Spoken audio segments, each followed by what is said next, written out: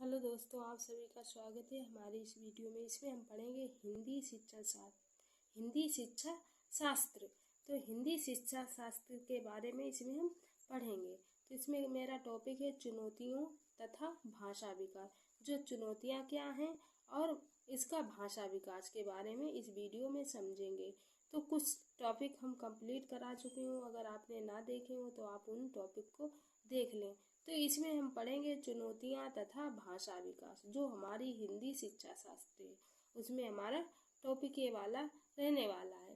तो इसका जो कंटेंट हम करा रही हूँ, तो इसमें हमारा जो कंटेंट है इसमें हम देख लेते हैं। पहले हमारा दिया गया समावेशी कक्षा।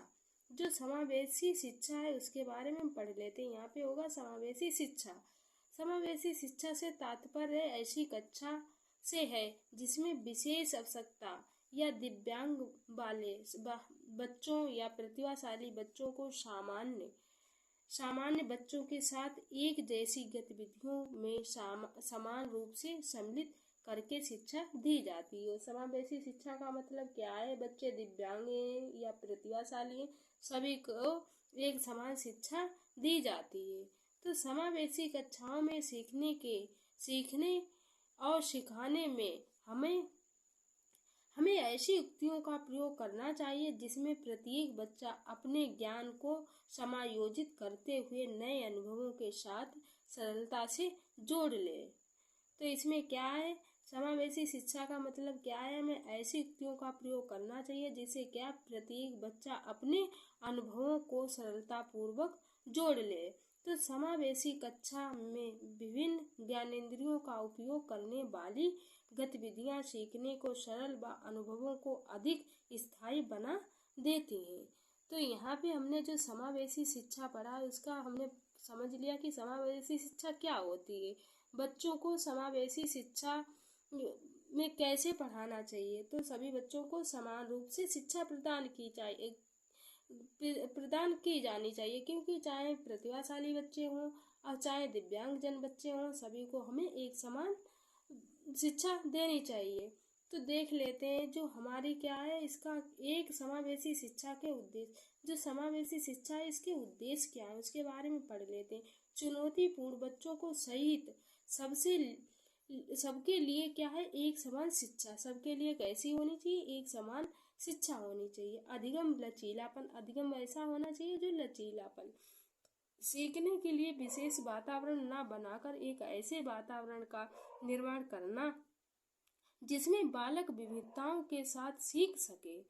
तो हर विद्यार्थी की आवश्यकताओं के अनुरूप अलग शिक्षण विधियों का प्रयोग करना जिसमें ज्ञान पर हर बालक की पहुंच सुनिश्चित हो सके। और क्या है? पढ़ाने पर जोर देने के बजाय उनको पढ़ाना सिखाने पर जोर देना।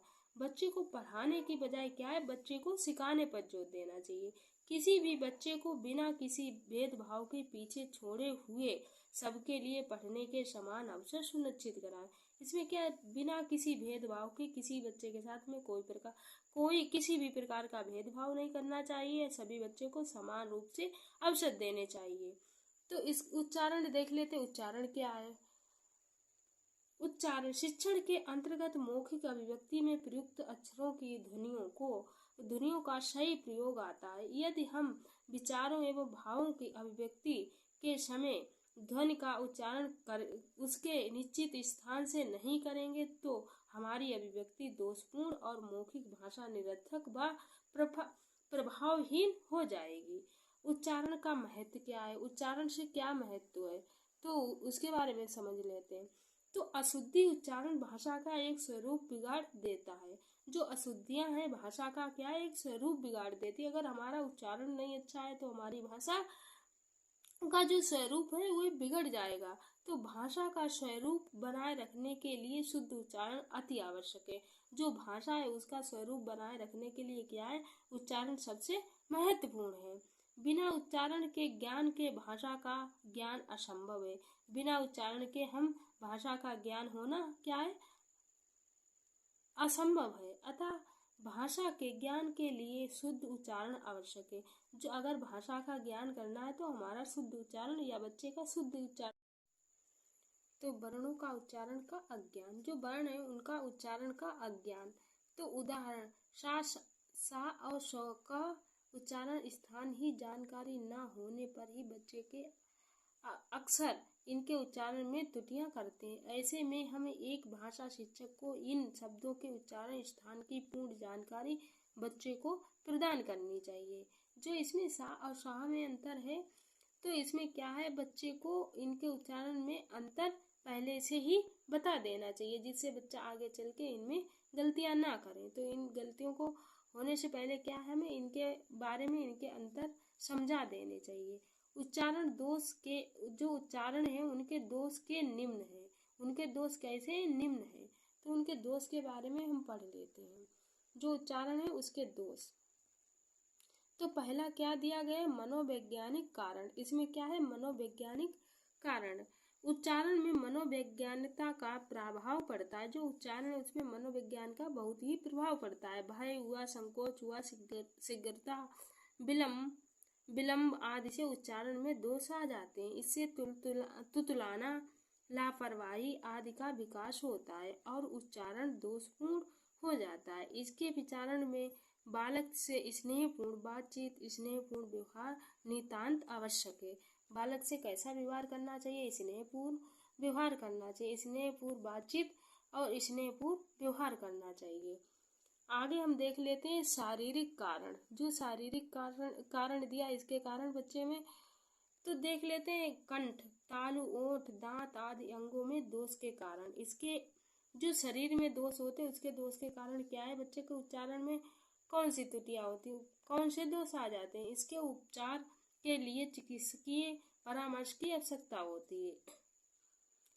क्षेत्रीय बोलियों का प्रभाव, इसके निवारण के लिए महाप्राण ध्वनि से युक्त, जो महाप्राण ध्वनि है उससे युक्त भाषिक सामग्री का प्रयोग किया जा सकता है। तो अन्य भाषाओं का प्रयोग, अध्यापक की अयोग्यता। अगर अन्य भाषाओं का क्या है प्रयोग किया जाता है, अगर बच्चों को उसके नियम या उसके नियम नहीं पता है, व्याकरण जो भी, तो क्या है बच्चे के वहाँ पे उच्चारण में दोष आ जाते हैं।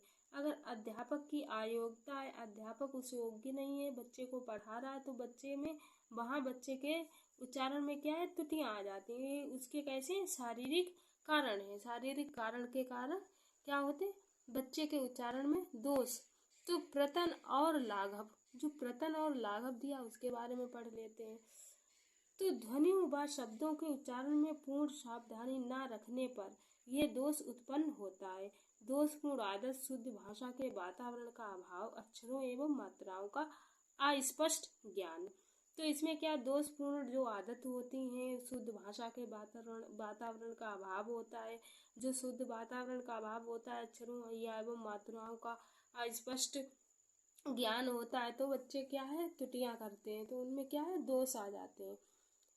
अब हम देख लेते हैं उनका जो उच्चारण होता है उसमें दोष आ जाते हैं। भाषा सभी विषयों का केंद्र है।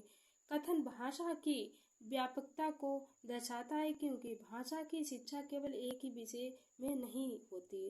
भाषा क्या है, भाषा के अनेक व्यापक क्या है, अनेक विषय हैं। भाषा क्या है, सभी विषयों का केंद्र है। भाषा सभी विषयों का केंद्र है। और क्या है, कथन भाषा की व्यापकता का दर्शाती है, क्योंकि व्यापकता दर्शाती है, क्योंकि भाषा की शिक्षा केवल एक विषय में नहीं होती है। सभी विषयों का ज्ञान भाषा के माध्यम से ही होता है। भाषा एक विषय में नहीं होती है, सभी का ज्ञान भाषा के अलग अलग माध्यम होते हैं। भाषा का शिक्षण पाठ्यक्रम प्रत्येक विषय के माध्यम से होता है। जो भाषा है उसका शिक्षण पाठ्यक्रम प्रत्येक विषय के माध्यम से होता है। जैसे अंग्रेजी का विषय है तो अंग्रेजी में पढ़ाया जाएगा, हिंदी का विषय है तो हिंदी में, संस्कृत का संस्कृत। तो भाषा क्या है, पाठ्यक्रम के प्रत्येक विषय के माध्यम से पढ़ाई जाती है। भाषा से भिन्न कोई विषय पढ़ने के दौरान बच्चे साथ साथ भाषा सीखते हैं। बच्चे क्या करते हैं, जो विषय पढ़ रहे हैं उनके साथ साथ क्या कर रहे हैं, भाषा भी उसी की सीख लेते हैं। अब देख लेते गणित और विज्ञान की। जो गणित और विज्ञान की पुस्तक हिंदी भाषा पाठ्य पुस्तक के रूप में कार्य करती है। जो गणित है और विज्ञान है, इसका क्या है, जो पुस्तक होती है हिंदी भाषा में पाठ्यक्रम के रूप में प्रयुक्त होती है। रूप में कार्य करती है। आगे हम देख लेते हैं। आगे हमारा दिया गया अधिगम अक्षमता के प्रकार। अधिगम जो अक्षमता है उसके प्रकार के बारे में हम पढ़ लेते हैं। तो देख लेते हैं अधिगम अक्षमता के प्रकार। तो इसमें पठन विकृतियां, जो पठन में बच्चा पठन में क्या है, उसका पठन में अक्षमता के कारण जो क्या है, डिसलेक्सिया। पहले हम पढ़ेंगे पठन विकृतियां। तो इसमें पहला हमारा है डिसलेक्सिया। इसे शब्द अंधापन, इसे क्या है, इसका नाम शब्द अंधापन कहा जाता है। इसे शब्द अंधापन कहा जाता है। इसे सर्वप्रथम 1887 में रूडोल्फ बर्लिन द्वारा खोजा गया था। इसके अंतर्गत वर्णमाला अधिगम में कठिनाई, अक्षरों की ध्वनि नहीं सीख पाना, एकाग्रता में कठिनाई, समान उच्चारण वाली ध्वनियों को ना पहचान पाना, शब्दों को उल्टा पढ़ना आदि लक्षण होते हैं। अब एलेक्सिया, इसी का दूसरा पार्ट है क्या है, एलेक्सिया। जो एलेक्सिया है इसमें क्या है, इसमें पठन अक्षमता, पढ़ने की शक्ति का लोप हो जाना आदि लक्षण होते हैं। इसमें क्या है, पढ़ने की शक्ति का लोप हो जाता है।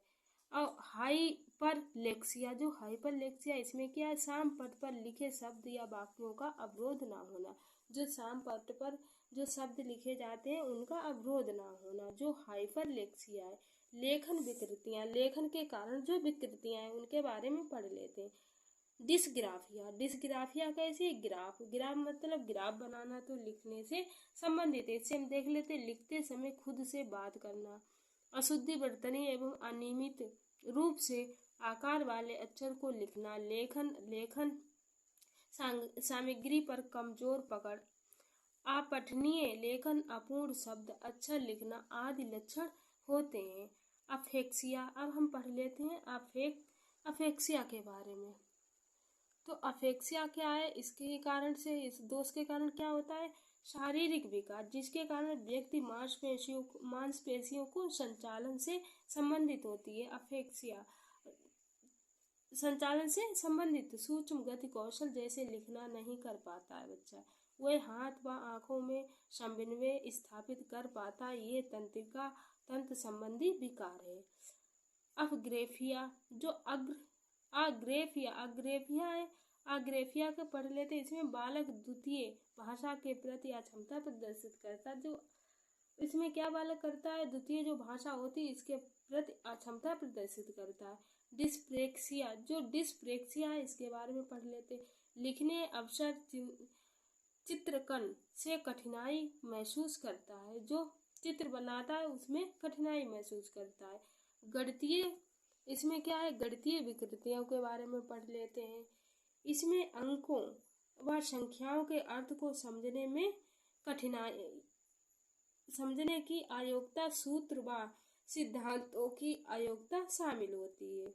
इसमें क्या है, संख्याओं के अर्थों को समझने में की अयोग्यता और सूत्र व सिद्धांतों को अयोग्यता शामिल होती है, जो डिसकैलकुलिया होती है।